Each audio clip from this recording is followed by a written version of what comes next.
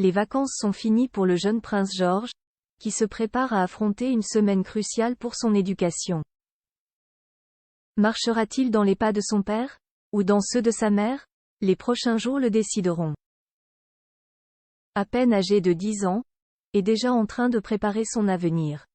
Alors que les fêtes des Halloween viennent de se terminer, le plus grand des enfants de Kate Middleton et du prince William se concentre à nouveau sur son éducation.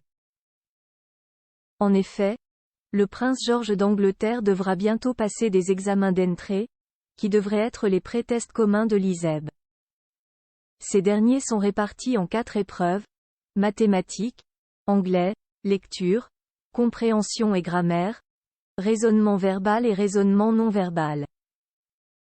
D'une durée de 2h15 par épreuve, ils serviront à déterminer l'école que le frère de Charlotte et de Louis fréquentera à ses 13 ans. Si rien n'est encore décidé, les rumeurs vont bon train, car le futur roi pourrait fréquenter le collège Eton à Windsor, comme son père William, ou l'alma mater de sa mère Kate, le collège Marlborough dans le Wiltshire.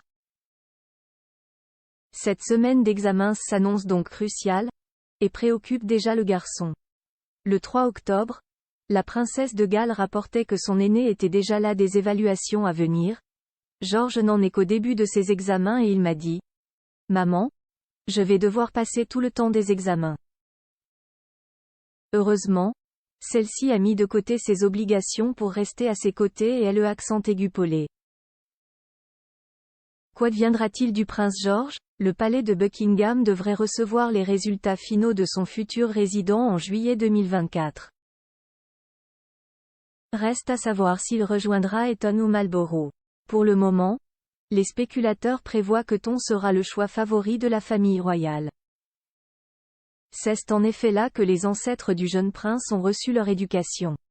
Un choix validé par Mélanie Sanderson, interrogée au micro du podcast à Right Royal Podcast de Hello. Selon elle, la prestigieuse école incarne cette véritable fusion entre les valeurs traditionnelles et l'éducation progressiste que William et Catherine souhaitent pour leurs enfants. Bruno Bébert.